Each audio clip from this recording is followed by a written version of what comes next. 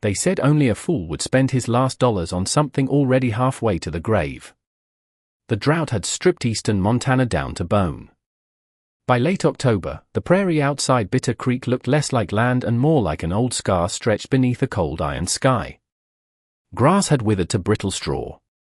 Fence posts leaned like tired men. The wind carried dust instead of promise, sweeping across the auction yard in restless spirals that settled on boots, hats, and the backs of animals too weak to fight it. Ranchers gathered beneath the warped wooden beams of the sale barn, their voices rough as gravel, their faces weathered by hard seasons and harder choices. Livestock auctions were never gentle places, but drought made men colder. That morning, horses were sold the way broken tools were discarded, quickly, cheaply, without sentiment. Near the back rail stood Walter Hayes, 67 years old, shoulders bent not by surrender but by years of labor beneath unforgiving suns and punishing winters.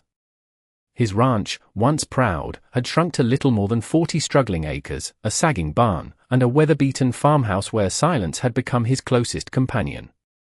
Since losing his wife Eleanor 8 winters ago, Walter had spoken more to the wind than to people. His flannel coat was faded, his gloves cracked with age, and his boots bore the dust of a man who had spent a lifetime walking land that never gave anything freely. He wasn't there to buy. Men like Walter rarely came to auctions with hope anymore.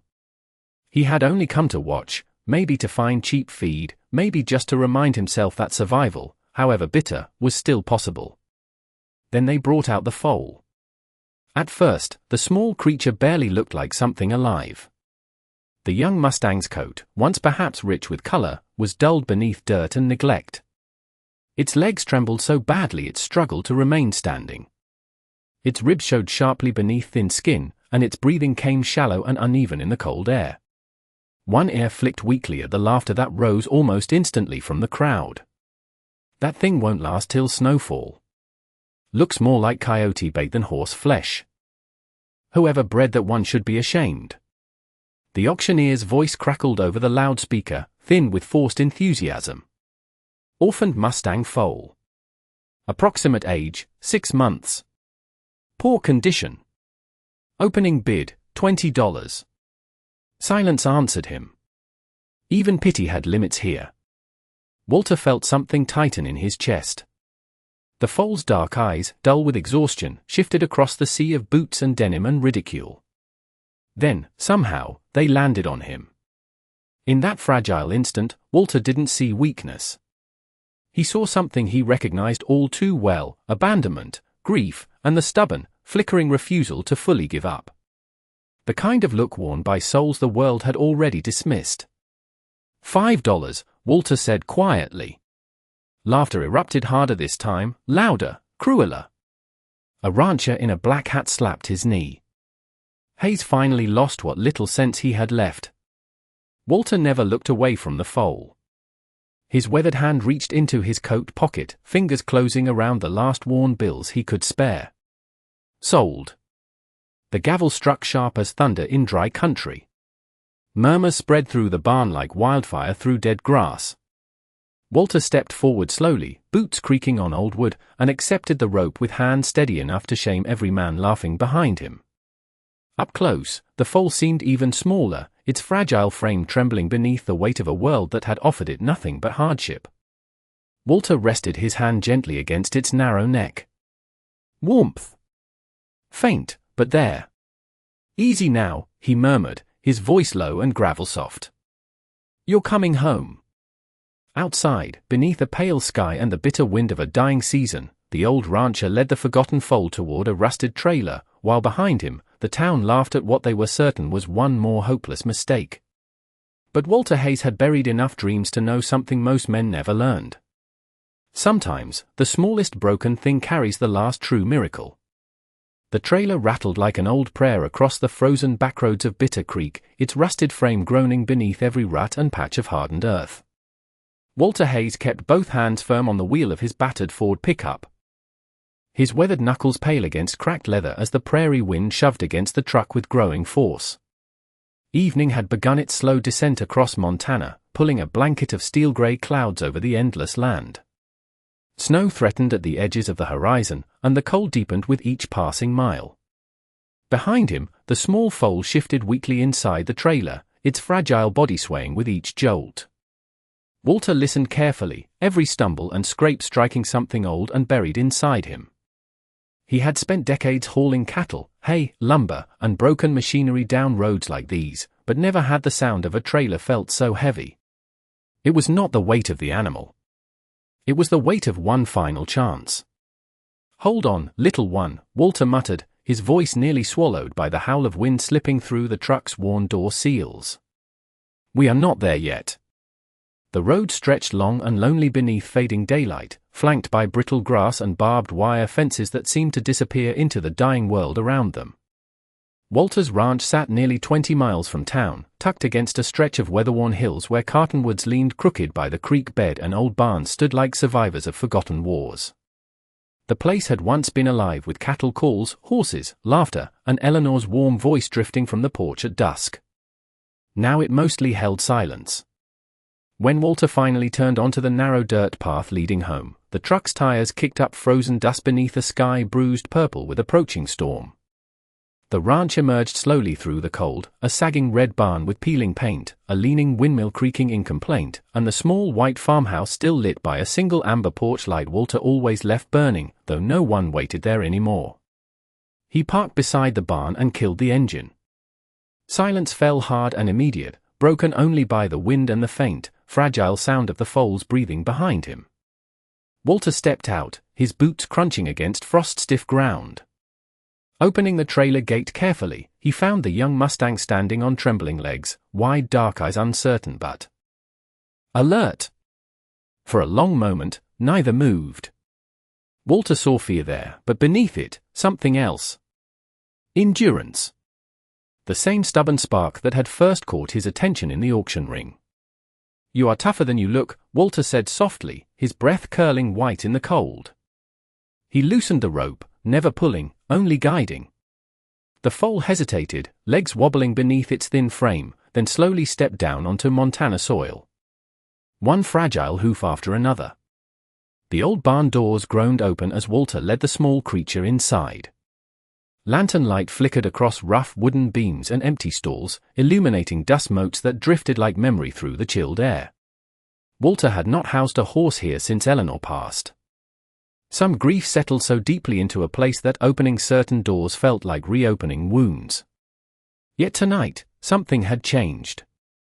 He spread fresh hay with practiced hands, laid old wool blankets near the stall corner, and filled a water trough from the hand pump despite the sting in his arthritic fingers. The foal lowered itself cautiously, legs folding awkwardly, exhaustion finally overtaking fear. Walter crouched nearby, his old knees protesting, and gently brushed dirt from its narrow face. "You need a name," he murmured, studying the small rise and fall of its ribs. Outside, the wind battered the barn walls, but inside, beneath lantern glow and weathered timber, there was a fragile warmth. Walter's gaze drifted to the fading silver streak along the foal's small muzzle, bright even beneath dust and neglect. "Echo," he said at last. "Because maybe some lost things still have a way of being heard." The foal's ears twitched faintly at the sound, and for the first time that day, Walter Hayes smiled. It was small. Worn. But real. In a barn once hollowed by sorrow, the faintest heartbeat of hope had finally returned. Morning arrived slowly over Bitter Creek, pale sunlight spilling across frost-covered fields like thin gold poured over broken glass. The storm had passed in the night, leaving behind a brittle silence that clung to the ranch like breath held too long. Snow dusted the fences, barn roof, and frozen creek bed, softening the land's harsh edges without hiding its hardship. Walter Hayes rose before dawn, as he always had, his body guided more by decades of routine than by comfort. His joints protested every movement, but pain had long ago become another part of ranch life, as familiar as wind or dust. Pulling on his old canvas coat and worn gloves, he stepped out into the bitter cold, lantern in hand, his boots pressing deep prints into fresh snow. The barn greeted him with the familiar scent of hay, timber, and winter air, but something within it felt different now. Less hollow. Less haunted. Echo was still lying where Walter had left him, curled beneath wool blankets, his fragile chest rising and falling with more steadiness than the night before. The small Mustang lifted his head at the sound of approaching boots, dark eyes cautious but awake. Walter crouched slowly beside him, carrying a pail of warm mash mixed with oats, molasses, and the little grain he could spare. "Morning, boy," he said softly, his gravel-lined voice carrying the quiet steadiness of a man who had spent his life speaking more honestly to animals than to most people. "Let us see if you have still got some fight in you." At first, Echo hesitated. His body remained tense, as though kindness itself was something unfamiliar and suspicious. Walter did not force him. He simply sat nearby on an overturned bucket, his broad weathered hands resting patiently on his knees. Outside, wind nudged softly against the barn walls, and somewhere above, the old windmill creaked like a memory too stubborn to disappear. Minutes passed before Echo finally stretched his narrow muzzle forward, testing the air, then the feed. Walter watched in silence as the foal took his first real bites. Slow. Weak. But willing. And in that small act, something ancient shifted inside the old rancher's chest.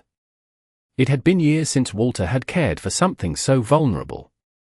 Since Eleanor's passing, his days had become little more than survival stitched together by chores, solitude, and endurance. There had been no room for tenderness, because tenderness carried memories, and memories often cut deeper than winter. Yet here, in the dim lantern glow, watching a creature the world had discarded choose life one mouthful at a time, Walter felt an ache he had nearly forgotten. Hope. As days passed, a rhythm began to form between them. Walter cleaned wounds left by neglect with warm water and salve. He brushed dirt and burrs from Echo's thinning coat. He spoke often, not because the foal understood every word, but because silence no longer seemed necessary. He told him about snowstorms survived, cattle drives long past, and Eleanor's laughter that once filled this barn like summer sunlight. Echo listened in the quiet way horses do, with flicking ears and steady eyes, absorbing more than words. By the second week, strength began returning to the foal's trembling legs. He still stumbled, still tired easily, but there was new life in his movements. A spark. One cold afternoon, as Walter repaired fencing near the pasture, Echo surprised him by trotting awkwardly from the barn door into the snow, his small hooves clumsy but determined. Walter froze, hammer lowered in his hand. The foal's silver-marked face lifted toward the open field, nostrils flaring as winter wind rolled across the plains. For a single breathtaking moment, Echo gave a playful buck, small, imperfect, but unmistakably wild. Walter could not remember the last time laughter escaped him so naturally. It rose deep and rough, carried away on cold air like something buried too long finally freed. Standing there beneath the wide Montana sky, watching the once dying foal stumble boldly toward life, Walter Hayes realized the truth with quiet certainty. He had not just saved Echo. Somewhere along the frozen road between grief and mercy, Echo had begun saving him too. Winter loosened its grip on Bitter Creek one slow thaw at a time. By early March, snowmelt trickled through the frozen creek bed in silver ribbons, feeding brittle grass that had nearly forgotten how to grow. The Montana wind still carried its bite, but there were softer notes beneath it now, the scent of damp earth, pine, and the stubborn promise of spring. Across Walter Hayes's weather-worn ranch, life pressed carefully forward, and nowhere was that miracle more visible than in the once failing Mustang foal who had arrived at his barn barely clinging to breath. Echo had changed. Not all at once, and not without hardship, but with the steady, unspoken resilience that seemed stitched into his very bones. His ribs no longer cut sharply through his coat. Muscle had begun forming beneath his frame, lean and raw but growing stronger with every passing week. The dullness in his coat had given way to a striking smoky chestnut sheen, broken by silver markings that caught sunlight like ash touched by flame. Walter noticed it first in the mornings, when Echo would burst from the barn into the pasture with a speed that no longer belonged to weakness. His strides, though still young and unpolished, carried something unusual. Grace. Strength. Instinct. Walter leaned against the corral fence one crisp morning, coffee steaming from a tin mug in his gloved hand, and watched as Echo raced along the ridge line, his hooves drumming against thawing ground with surprising rhythm. The foal moved not like something broken, but like something remembering itself. Well now, Walter muttered, his narrowed blue eyes following the powerful stretch of those young legs. "You have been holding out on me." Echo was no ordinary ranch horse. Walter had known many horses in his lifetime: draft teams, barrel racers, quarter horses, even wild Mustangs brought down from mountain ranges, but there was something different about this one. A hidden current beneath his movements. A natural balance too precise for chance. Echo cornered sharply without losing speed. He adjusted his footing over rough pasture with uncanny awareness. Even more remarkable, loud sounds that once startled him now seemed to awaken heightened focus rather than fear. One afternoon, while brushing mud from Echo's coat after a spring rain, Walter discovered something beneath the tangled mane near the colt's shoulder, a faded Frise brand, nearly invisible under months of neglect. Walter froze, his rough fingers tracing the mark with growing disbelief. It was old, but recognizable. His breath caught. "No," he whispered.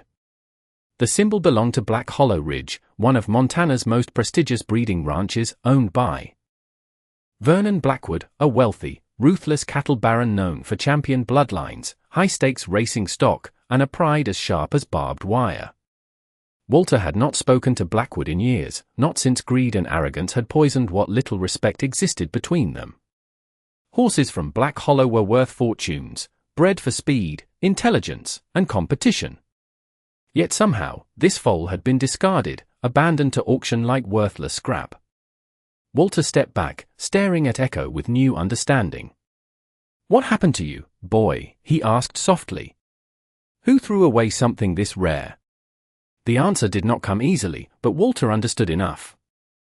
Echo was not merely surviving. He was the forgotten remnant of something powerful. Perhaps injured. Perhaps inconvenient. Perhaps underestimated by men too blind to see value beyond perfection. Walter knew that kind of judgment well. From that day forward, his care became more than compassion. It became purpose.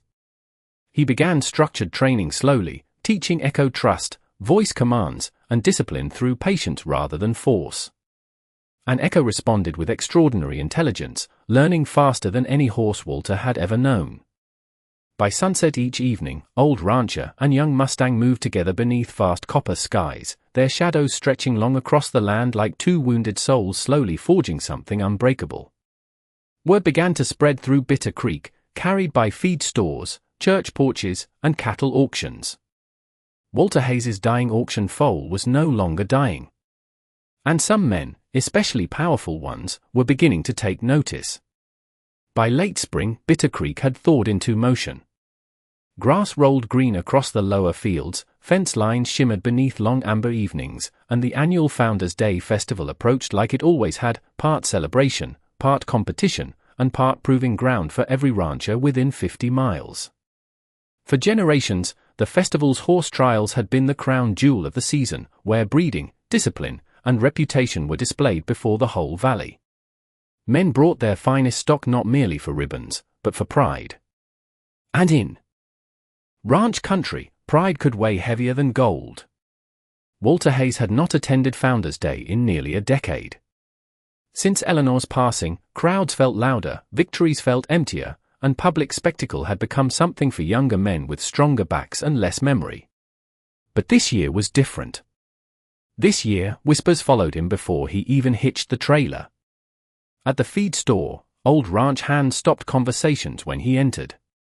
At the blacksmith, heads turned when Echo's name was mentioned.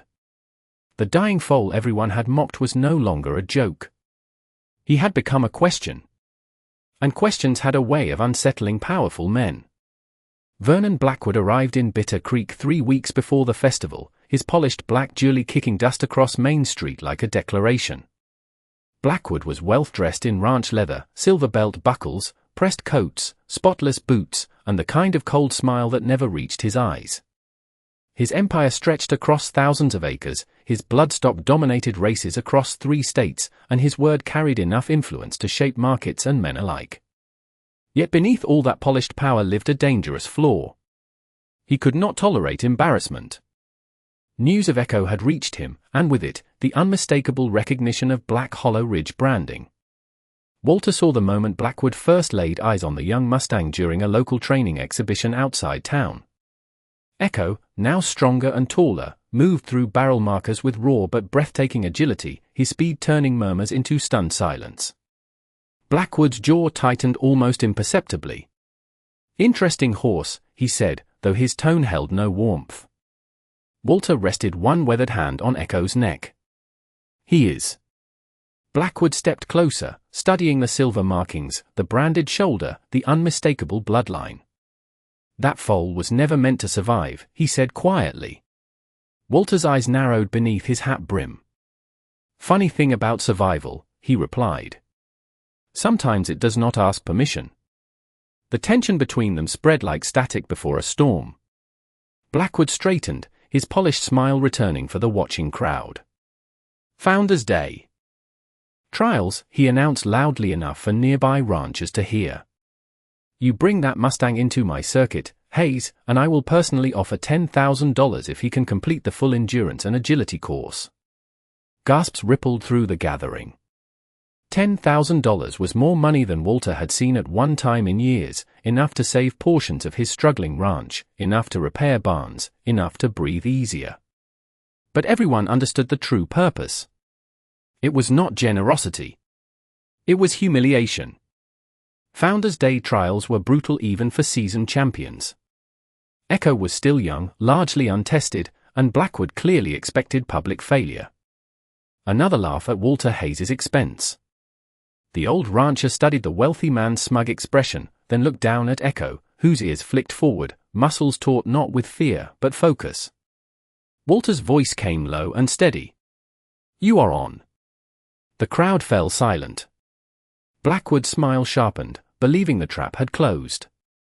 But Walter had spent too many years weathering droughts, grief, and loss to fear the laughter of arrogant men. As the challenge spread across Bitter Creek, people chose sides. Some called Walter foolish. Others quietly hoped for something rarer, a reckoning. Because beneath the summer banners, carnival lights, and polished saddles, Founder's Day was no longer just a festival. It had become the stage for something far greater. A forgotten old rancher. A discarded Mustang. And one powerful man who had underestimated both. The weeks leading to Founder's Day settled over Walter Hayes' ranch with the relentless rhythm of purpose. Summer sun rose early across Bitter Creek, spilling copper light over pasture grass and weathered fences long before most men had poured their first coffee. But Walter and Echo were already working. Every dawn, before heat shimmered over the plains, the old rancher saddled up not with extravagance, but with patience. His methods were not polished like Vernon Blackwood's expensive trainers, nor were they softened by luxury arenas or specialized equipment. Walter trained Echo the old way, through trust, repetition, and understanding earned one quiet mile at a time. Across open meadows, steep ravines, creek crossings, and timber ridges, Walter guided the young Mustang through terrain that demanded instinct rather than performance. Echo learned to navigate loose shale, fallen logs, narrow gullies, and sharp elevation without panic. He was taught not merely to run fast, but to think fast. Walter understood something wealthy breeders often forgot. A champion was not built by bloodline alone. True greatness came from heart, resilience, and the willingness to keep moving when every muscle begged for surrender. Echo proved he had all three. Day by day, the once fragile foal transformed beneath Montana's wide skies. His chest broadened. His stride lengthened. His reflexes sharpened into something extraordinary. He no longer moved like a discarded animal clawing back from weakness. He moved like legacy rediscovered. Walter noticed it most during agility drills. Founder's Day's final course required barrel turns, water crossings, obstacle gates, and a punishing 5-mile endurance stretch over unpredictable ground.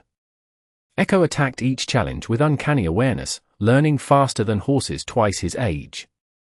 He adjusted to Walter's subtle cues almost before they were given, reading shifts in weight and voice with a bond that seemed less like training and more like understanding. Some evenings, as sunset burned crimson across the valley, neighboring ranchers paused along fence lines just to watch. Word spread quickly. Hayes' Mustang runs like wildfire. That horse corners cleaner than Blackwood's top racers. Maybe that old fool knows something after all. Yet with every whisper of admiration came greater pressure. Walter knew Blackwood was watching. He also knew men like Blackwood did not lose gracefully. One scorching July afternoon, while Walter and Echo practiced creek jumps near the north pasture, an unexpected visitor arrived. Samuel Boone, an 80-year-old retired horse trainer and former circuit champion, pulled his dusty truck beside the fence. Boone had once trained some of Montana's finest racehorses before age bent his spine but never dulled his eye. He leaned against the rail for nearly an hour, silently observing Echo's movement. Finally, he removed his hat and shook his head in quiet disbelief. "Walter," Boone said, his voice dry as cedar bark, "that colt does not just have black hollow blood." Walter frowned. "What do you mean?" Boone's weathered gaze stayed fixed on Echo. "That line in his shoulder, that silver blaze. You are riding the grandson of Silver Comet." Walter's breath caught. Silver Comet had been one of the most legendary endurance stallions in Western circuit history, a near-mythic Mustang cross whose speed, intelligence, and stamina had shattered records before vanishing from public breeding years ago. Horses of that bloodline were considered priceless. Boone's voice lowered. Blackwood likely discarded him because he was born weak. Men like that only bet on perfection they can control. They do not understand that sometimes the strongest blood starts with the hardest fight. Walter looked toward Echo, who stood at the creek bank, sides heaving, silver muzzle lifted proudly against the wind. In that moment, the truth settled deep. Echo was not simply surviving abandonment. He was carrying the buried legacy of greatness. From then on, Walter's resolve hardened like forged steel. This was no longer about proving Vernon Blackwood wrong. It was about proving that what the world casts aside can still rise stronger than anyone imagined. Beneath the endless Montana sky, old rancher and young Mustang prepared not merely for a competition, but for the moment destiny would finally demand to be seen. Founders Day arrived beneath a sky so vast and blue it seemed carved from the very spirit of Montana itself. By sunrise, Bitter Creek had transformed. Main Street fluttered with red, white, and blue banners. Food stalls lined the fairgrounds with the scent of smoked brisket, kettle corn, and fresh coffee drifting through warm summer air. Children darted between livestock pens while ranchers gathered near the competition grounds, their polished boots kicking dust beneath grandstands packed fuller than they had been in years. But beneath the festival's laughter and celebration, there was an unmistakable current running stronger than tradition. Anticipation. Because this year, Founders Day was no longer merely about sport. It was about reckoning. Walter Hayes arrived without fanfare, his faded trailer rumbling into the grounds as quietly as an Oldham. Yet heads turned all the same. Echo stepped down beneath the rising sun, his once starved body now transformed into a breathtaking image of raw strength and untamed elegance. His smoky chestnut coat gleamed. His silver markings flashed like stormlight. His dark eyes, once hollow with neglect, now burned with fierce intelligence. Murmurs spread instantly through the crowd. That cannot be the same Foal. Look at him now. Good Lord, he is magnificent. Walter adjusted his worn hat, resting one steady hand on Echo's neck. He ignored the whispers. He had not come for admiration.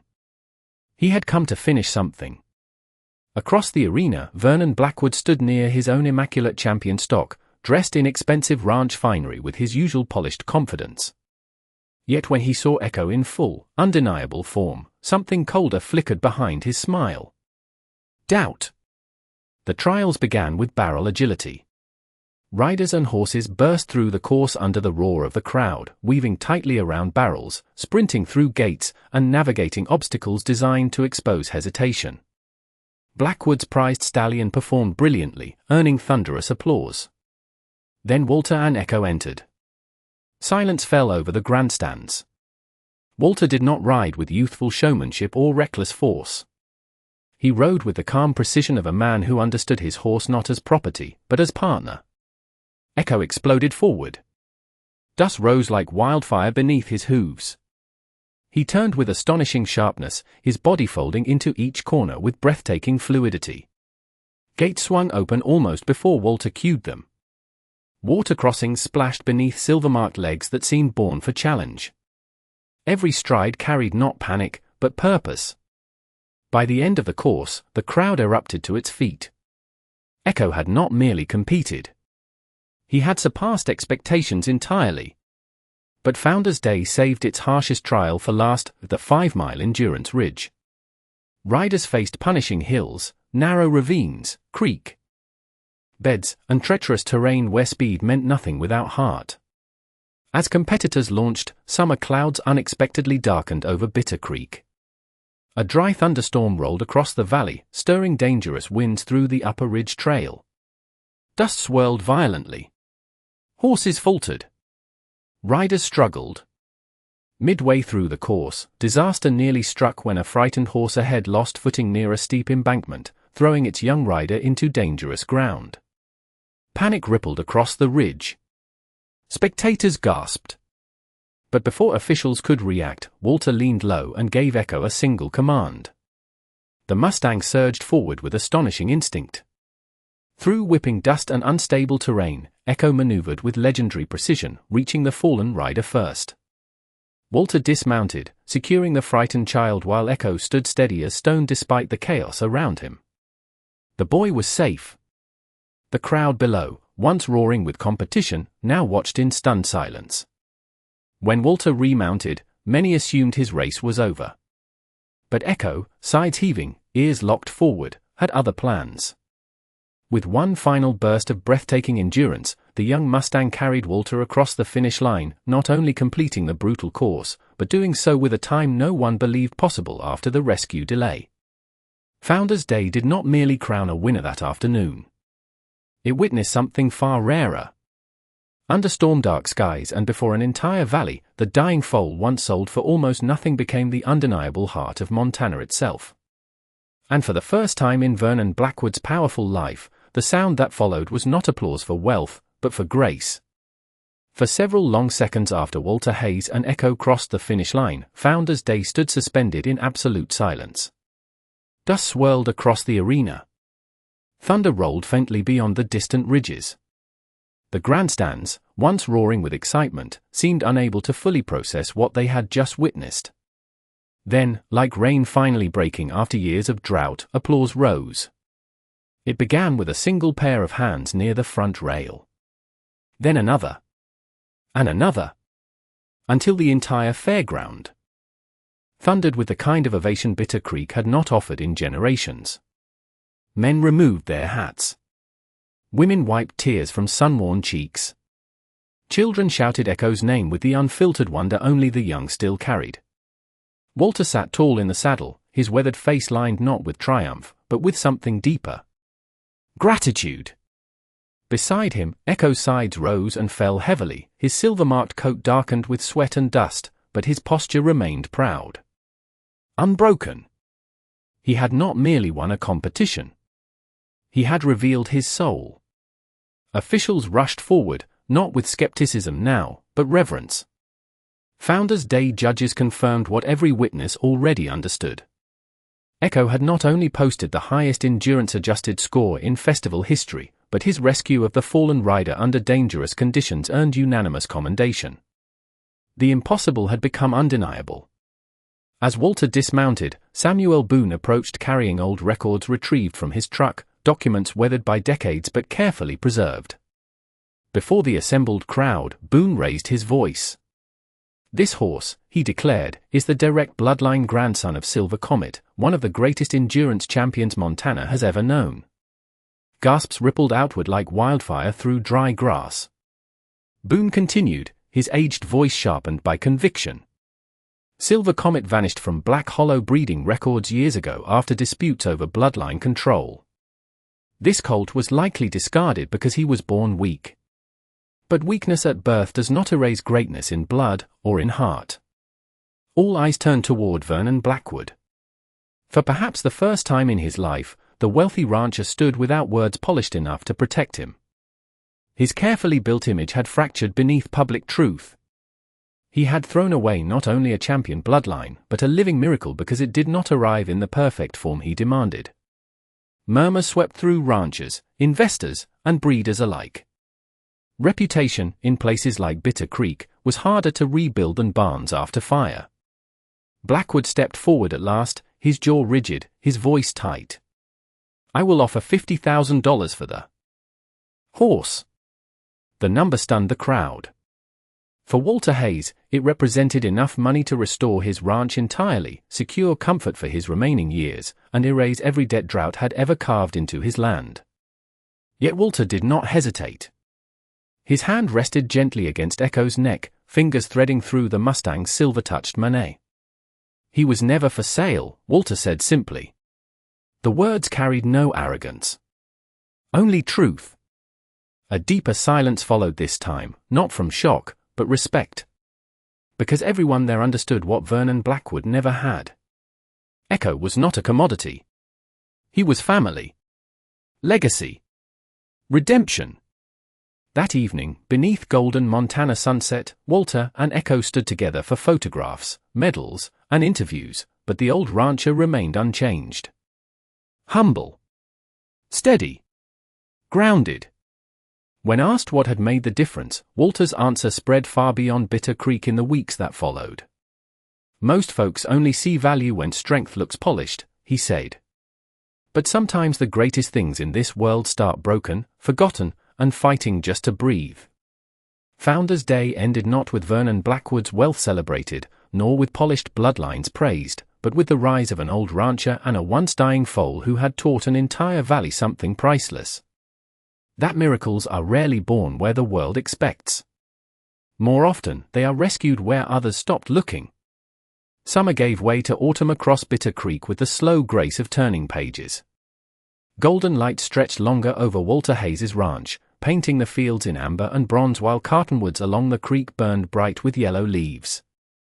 The land itself seemed softer somehow, less burdened, as though even the old Montana soil had witnessed enough hardship and finally chosen to breathe again.